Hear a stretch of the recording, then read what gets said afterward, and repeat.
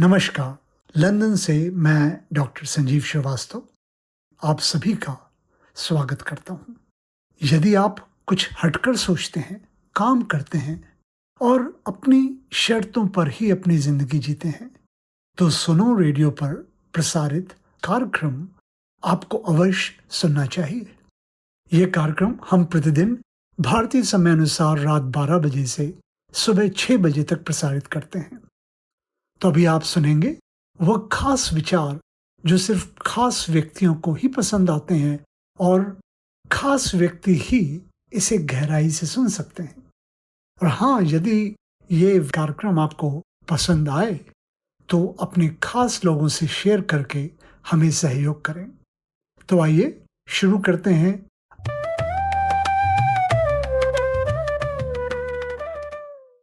हम अकेले पैदा होते हैं, अकेले जीते हैं और अकेले मर जाते हैं। एकांत हमारी प्रकृति है, लेकिन हम उससे अनजान हैं। अनजान होने के कारण हम खुद के ही अजनबी बने रहते हैं और अपने इस एकांत को हम एक अपार सुंदरता देखने के बजाय हम उसे गलत समझ लेते, उसे अकेलापन मान लेते।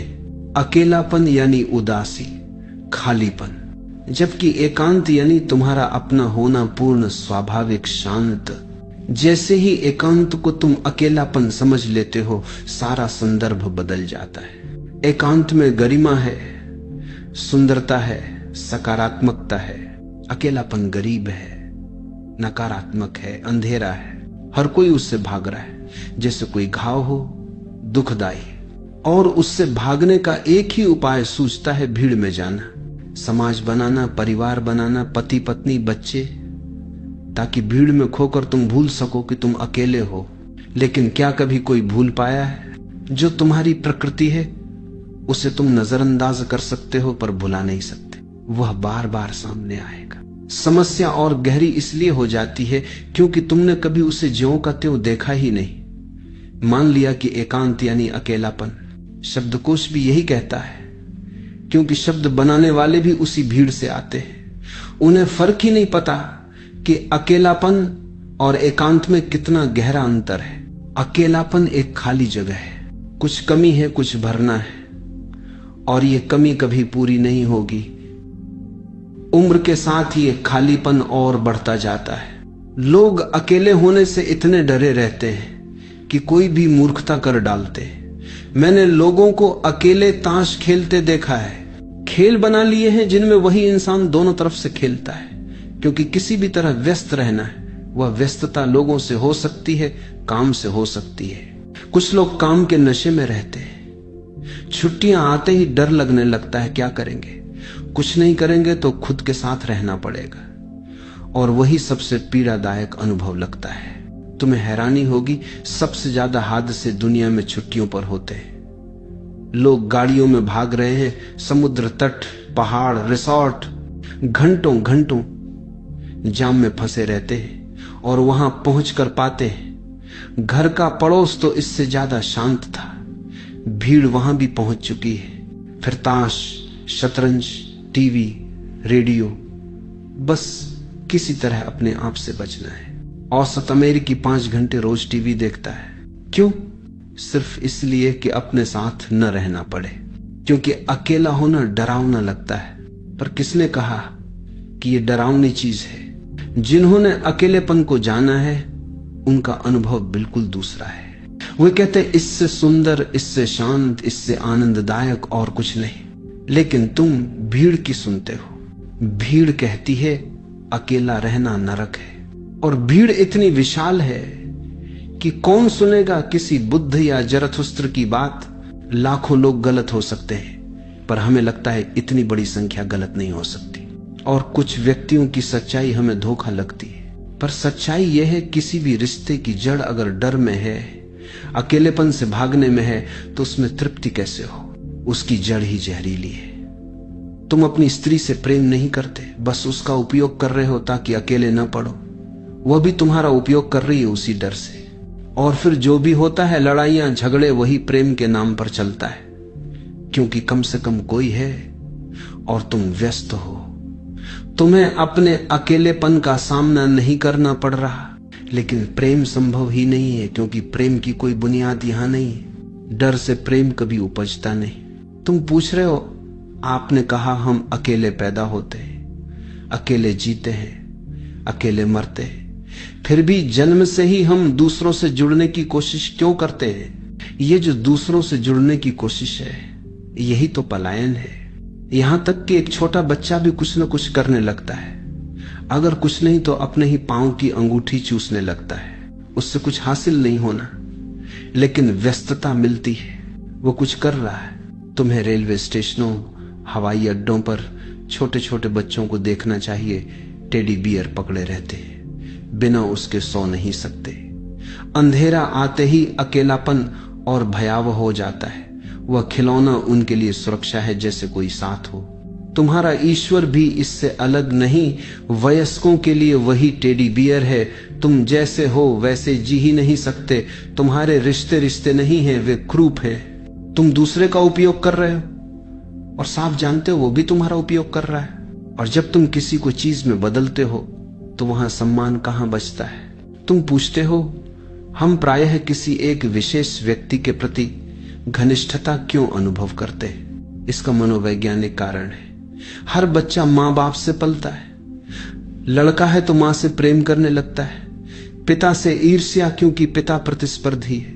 लड़की है तो पिता से प्रेम करने लगती है, मां से नफरत, क्योंकि मां प्रतिस्पर्धी है। यह कल्पना नहीं है, स्थापित तथ्य है। और यही जड़ में सारा जीवन दुख में बदल देता है। लड़का अपनी मां की छवि भीतर लिए चलता है, स्त्री का वही आदर्श बन जाता है। वह एक ही स्त्री को इतना निकट से जानता है, उसका चेहरा, उसके बाल, उसकी गर्माहट, सब कुछ मनोविज्ञान में छाप बनकर रह जाता है। लड़की के लिए भी पिता यही छाप छोड़ता है। बड़े होकर जब तुम किसी स्त्री या पुरुष से प्रेम में पड़ते हो, तुम्हें लगता है शायद ये मेरे लिए ही बना है, लेकिन कोई किसी के लिए बना नहीं। तुम्हें किसी खास व्यक्ति की ओर खिंचाव क्यों होता है? क्योंकि वह तुम्हारी छाप से मेल खाता है।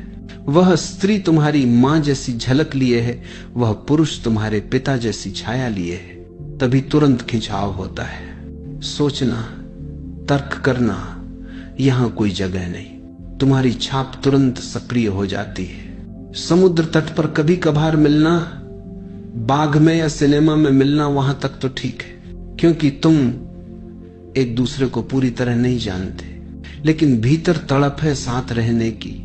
तुम विवाह करना चाहते हो, और यही प्रेमियों का सबसे खतरनाक कदम है। जैसे ही विवाह होता है, तुम दूसरे के पूरे व्यक्तित्व से रूबरू होते हो। हर पहलू पर आश्चर्य, यह तो वह नहीं है, क्योंकि वह तुम्हारे आदर्श से मेल नहीं खाता।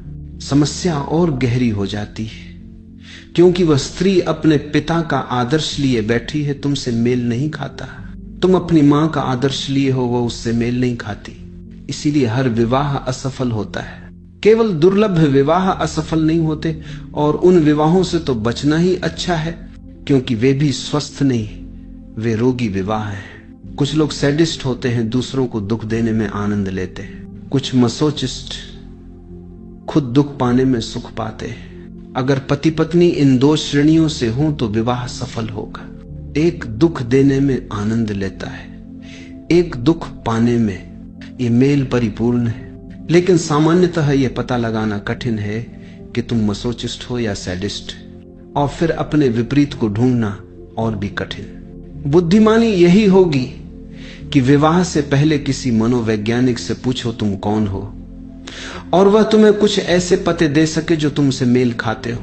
कभी कभी संयोग से सैडिस्ट और मसोचिस्ट का विवाह हो जाता है, और वे दुनिया के सबसे सुखी लोग प्रतीत होते हैं, क्योंकि वे एक दूसरे की जरूरत पूरी कर रहे हैं। लेकिन कैसी जरूरत?